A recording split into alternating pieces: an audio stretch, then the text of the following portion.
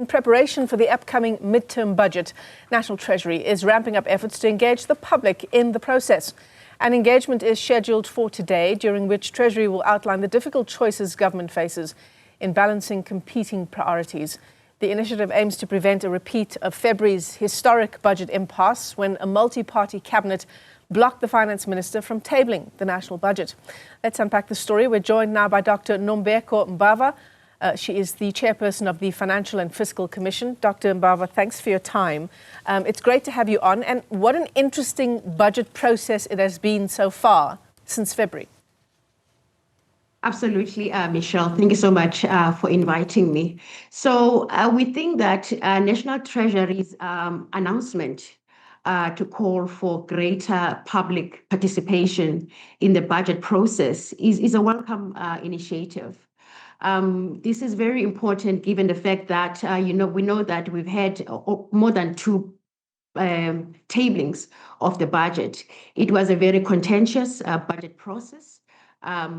It was a budget process which caused a lot of havoc in the way that we normally engage in the budget process. But what is clear, though, is that we need to bring back credibility, transparency, and inclusivity in the budget process, given the fact that what has happened in the past few months has left many of us questioning whether the budget process is still credible. And yes. No, please continue. You can finish your thought. So I was going to say that as well, that our Constitution also embeds inclusivity and equity in the budget process. It's all in the Constitution. It's nothing new. But what has been lacking is the fact that the executive has not been consistent in abiding and complying with the constitutional imperatives with regard to the budget process. So inclusivity is already in the budget framework. It's already in the Constitution. But what is required is consistent compliance with the Constitution. So the work that the Financial and Fiscal Commission does, the organization you represent, Dr. Mbava, is that of a consultative body, right? So being included in this kind of consultation process isn't new for you. It is not something new because the Constitution already has inclusivity in it. So, for instance, Section 214 of the Constitution calls for an inclusive budget process across the three spheres of government. The budget must be equitable, divided between local government, the provinces, and national government. And the FFC is a key part of that in terms of the law. What has happened in the past is that this, as well as Section 218, which calls for the FFC to be involved when it comes to government guarantees and to have an input, this has not been consistently abided with. So we need to go back to the Constitution, go back to the laws, and simply ensure that we abide by the laws. So inclusivity and equity and transparency, these are already covered.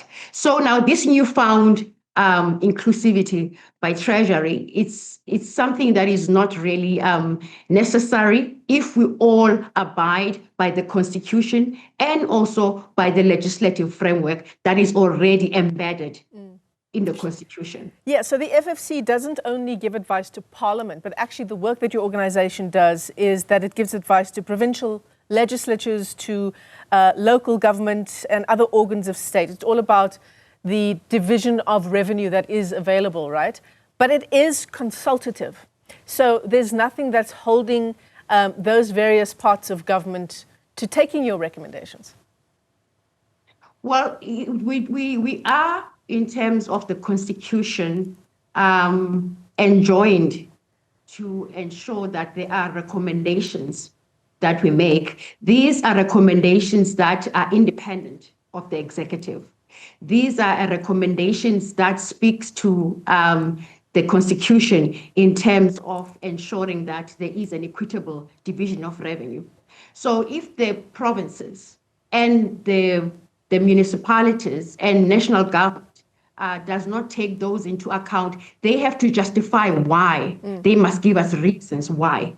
But those recommendations are independent of the executive, informed by evidence, and it's ensured to make sure that the division of revenue is equitable. So this public invitation that's been issued for today, Treasury says it's an important opportunity for civil society organizations, businesses, professionals, and even interested citizens to engage directly with government on the trade-offs that are involved in drafting the budget. What do you make of this exercise, Dr. Mbava? Is it a photo opportunity, or is it something that is actually going to be taken seriously? I think public participation is already embedded in the budget process. You will know, Michelle, that when Parliament is looking at a division of revenue bill, the fiscal framework, all these budgetary instruments, they do call for public participation.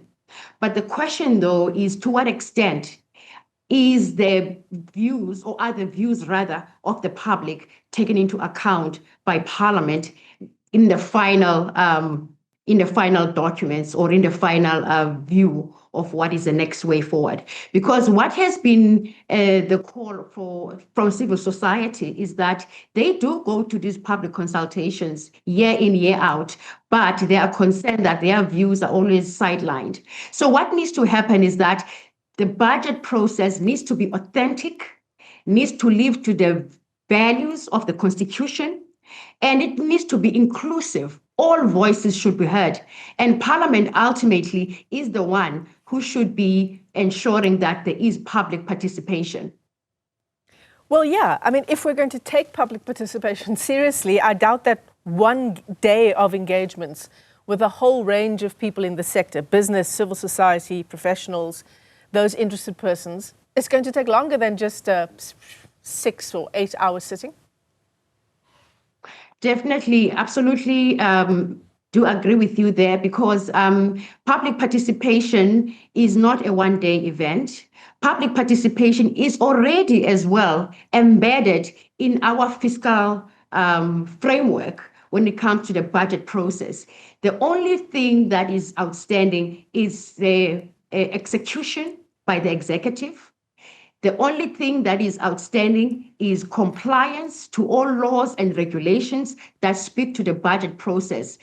For many years, for instance, the Financial and Fiscal Commission, we can argue that since 1994, even though the Constitution very clearly says that the Financial and Fiscal Commission must be consulted on government guarantees, we can actually argue that we have never been really consulted on government guarantees, even though in the letters of the law, it is all in there. So it's all about compliance with the law, compliance with regulations. And then we will have an inclusive budget process, a credible budget process that lives up to the values of the Constitution. So we do welcome this public participation process, but we do think that it needs bigger players. It needs Parliament as well, because ultimately it is Parliament who actually convene those public participation structures when they come to Parliament, the civil society, to speak about this. Not necessarily National Treasury, but